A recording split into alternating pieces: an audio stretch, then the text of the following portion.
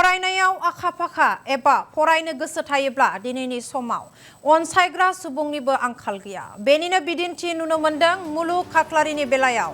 नलबारि जिल्ला हादलि गामिनि दिनेश खाख्लारि आरो बिबारि खाख्लारिनि आंगो फिसाज्ला मुलुग खाख्लारिया बावैसो फोसावजानाय जि आनजादनि सायख' आनजादाव उथ्रिसार जानानै फरायनो सायख'जादोंमोन। नाथाय दुखुगोनां बाथ्रादि गोरिबजों नाख्रेबजानाय दिनेश खाख्लारिया गावनि आंगो फिसाज्ला मुलुग खाख्लारिखौ फरायहोनो गोबां रांनि आंखाल नुजाथिदोंमोन।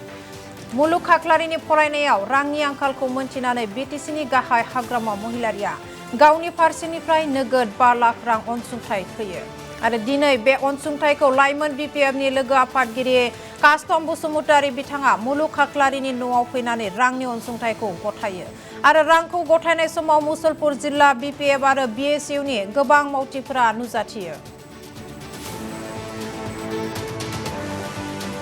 बिटिसिनि गाहाय मानगोनां हाग्रामा महिलारि सारा जोंनि लाइमोन बिपिएफ आरो बिएसइउनि मोनसे टीमखौ नलबारिनि मुलुग खाख्लारिनि न'आव फैनानै 5 लाख थाखा होनो थाखाय जोंखौ दैथायहरदों।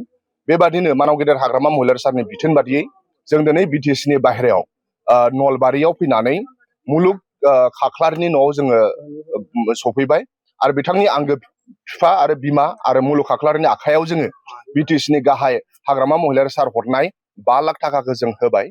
मानोना मुलुग खाख्लारिया फरायनायाव बिराद मोजां, न'खराव रांखान्थि हालोदा मोजां नङा।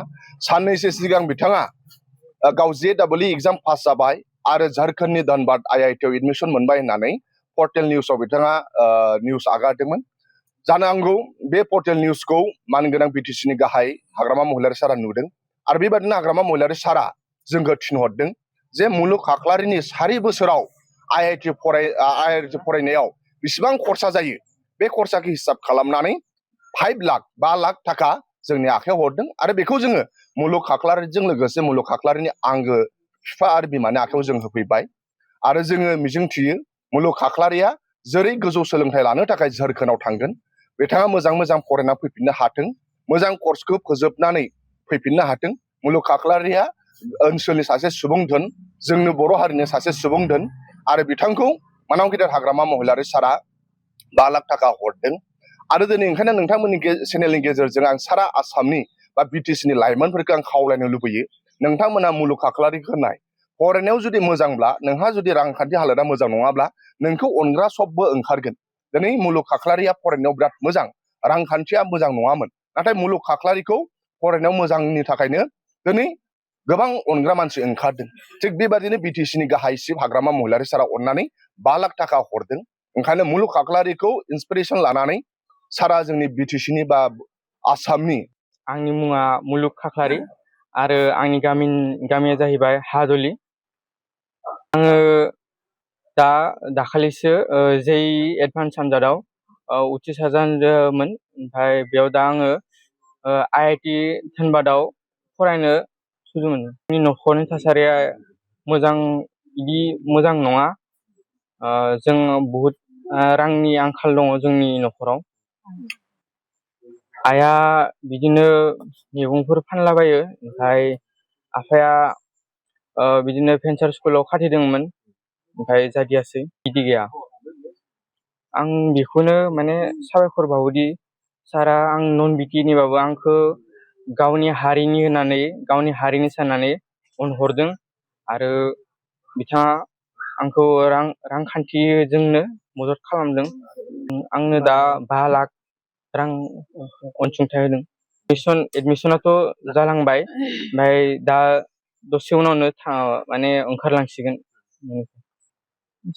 बिथांखौबो आङो दाखालि मिडियायाव जिहेथु आंनि फिसाया थारमाने IIT आव सिट मोनदों होननानै आं फोसावदोंमोन आरो बे खोथाखौ बिथां मानगोनां हाग्रामा महिलारि सारा मिथिनानै बा नुनानै आंनो जि बै थाखा फैसा आंखालनि समाव बा गथ'खौ एडमिसन होनायनि आंखालनि समाव बिथाङा जिखिनि एमाउन्टनि रां अनसुंथाइ होबाय, बिनि थाखाय बिथांखौ रोजा रोजा आं साबायखर बावबाय जोंनि न'खरनिफ्राय।